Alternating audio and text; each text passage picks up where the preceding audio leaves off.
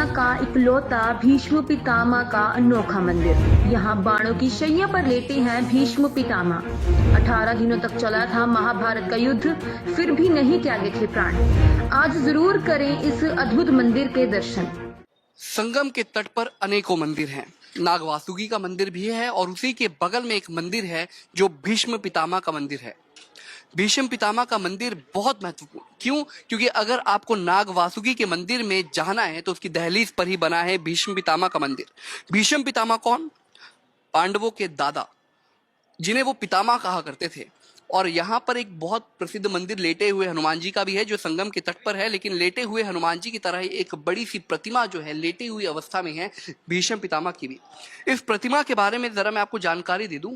ये उस क्षण की है जब अर्जुन के बाणों से भीष्म पितामह के शरीर को भेद दिया गया था। महाभारत के 10वें दिन का युद्ध मैं आपको याद कराऊं। जिस दिन 18 दिनों तक महाभारत का युद्ध चला था, जिसमें से 10वें दिन अर्जुन ने भीष्म पितामह को, क्योंकि भीष्म पितामह को वरदान था इच्छा मृत्यु का, और इसीलिए अर्जुन ने अपने सहस्त्र बाणों से भीष्म पितामह के शरीर को भेद दिया था और उन्हें तीरों की शैया पर लेटा दिया था। तो देखिए भीष्म पितामह के ये उसी अवस्था को आप देख पा रहे हैं। साथ में मंदिर है वासुकी का और उसके शुरुआत में ही मंदिर पड़ता है भीष्म पितामह का। ये मंदिर बहुत ही सिमिलर है। क्यों? क्योंकि भीष्म पितामह के मंदिर आपको बेहद कम देखने को मिलेंगे। और महाभारत काल यानी कि कुरुक्षेत्र की धरती, हरियाणा की धरती, और मंदिर भीष्म पितामह का संगम के तट पर। यह मंदिर वाकई में बहुत अलग है, क्योंकि भीष्म पितामह का ऐसा मंदिर आपने शायद ही कहीं देखा होगा। और महत्वपूर्ण ये तस्वीरें उस वक्त के लिए भी हो जाती है क्योंकि संगम के तट पर यह मंदिर है और भीष्म पितामह को गंगा पुत्र के नाम से जाना जाता है। तो गंगा पुत्र है भीष्म पितामह, गंगा पुत्र के नाम से उन्हें जाना जाता है। और गंगा के किनारे ही भीष्म पितामह का तीरों के बाणों की शैया पर बना हुआ है एक ये मंदिर।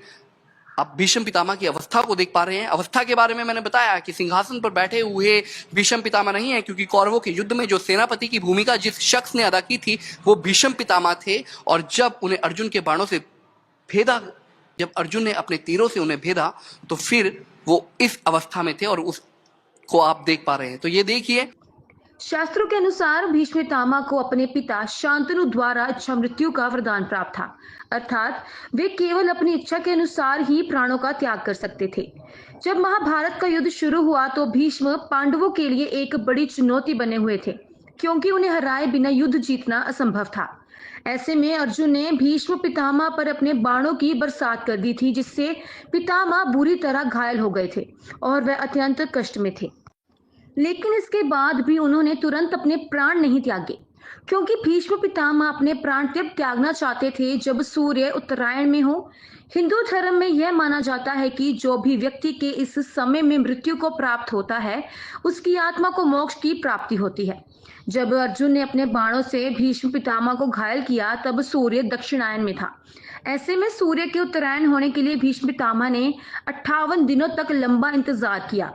इसके अलावा बाण शैया पर लेटे हुए ही भीष्म पितामह ने पांडवों को धर्म और नियति का ज्ञान भी दिया, ताकि यह उन्हें काम आ सके और वे अपनी जिम्मेदारियों का सही ढंग से निर्वहन करें।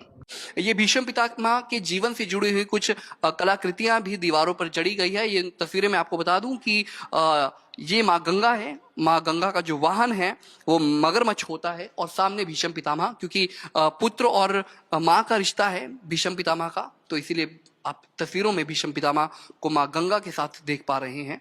ये अलग अलग तस्वीरें देखिए, ये उस वक्त की है। ये आपको 5 पांडव नजर आ रहे होंगे, जिसमें युधिष्ठिर है, अर्जुन है, भीम है, साथ ही साथ नकुल है, सहदेव है। लेकिन एक शख्स जो और है वो है द्वारकाधीश श्री कृष्ण, जिन्हें जगत गुरु भी कहा जाता है। और उनके समक्ष जो बैठे हुए हैं वो है भीष्म पितामह। यानी कि भीष्म पितामह से जुड़ी हुई कई कलाकृतियां भी इस मंदिर में जड़ी हुई हैं। और ये उस वक्त की तस्वीर है। देखिए, जब महाभारत ग्रंथ को पढ़ा जाता है, शुरू किया जाता है, तो उसमें एक किस्सा सबसे शुरू में आता है उस महिला का जो अपने तमाम 8 शिशुओं को गंगा में बहा देती है। ये स्त्री और कोई नहीं बल्कि माँ गंगा ही है। और जो पीछे पेड़ के समक्ष, पेड़ के पीछे छुपकर देख रहे हैं, मैं बता दूं कि महाराज शांतनु है, जिनकी पत्नी थी गंगा। और वही गंगा एक पुत्र को बहाने जा रही थी, लेकिन शांतनु ने देख लिया और उन्हें रोक दिया। और यही छोटा सा बालक बाद में बना देवव्रत, जिसे बाद में लोग भीष्म पितामह के नाम से जानते हैं। भीष्म क्यों कहते हैं? सब लोगों को ये पता है क्योंकि भीष्म प्रतिज्ञा ली थी ब्रह्मचर्य की उन्होंने, इसीलिए भीष्म पितामह कहा जाता है उनको।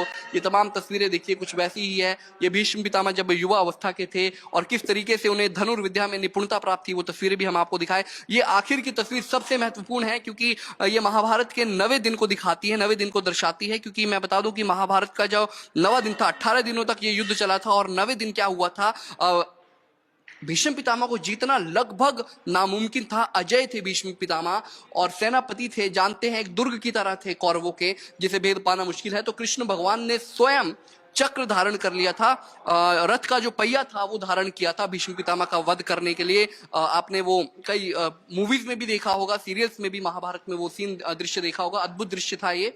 और उसके बाद भीष्म पितामह की जो तस्वीर आती है, जब बाणों की शैया पर भीष्म पितामह को आखिर में लेटा दिया जाता है। बाण सहस्त्र क्यों मारे?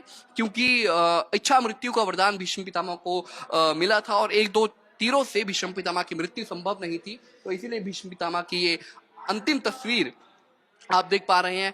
और आखिर में ये मूर्ति बिल्कुल देखिए सिमिलर है, मैं फिर दिखा रहा हूँ, लेटे हुए हनुमान जी की तरह ही है मूर्ति। लेकिन लेटे हुए हनुमान जी और इस भीष्म पितामह की इस मूर्ति में अंतर केवल इतना है कि लेटे हुए हनुमान जी थकान की वजह से लेटे हुए थे आसन पर, और दूसरी तरफ जो भीष्म पितामह है वो तीरों की शैया पर लेटे हुए हैं। कैमरामैन रिंकू के साथ सौरभ, पंजाब केसरी टीवी। हमसे जुड़े रहने के लिए हमारे YouTube चैनल को सब्सक्राइब करें और नई वीडियो की नोटिफिकेशन के लिए बेल आइकॉन को दबाएं। अगर आप ये वीडियो Facebook पर देख रहे हैं तो लाइक जरूर करें और ज्यादा से ज्यादा शेयर करें। धन्यवाद।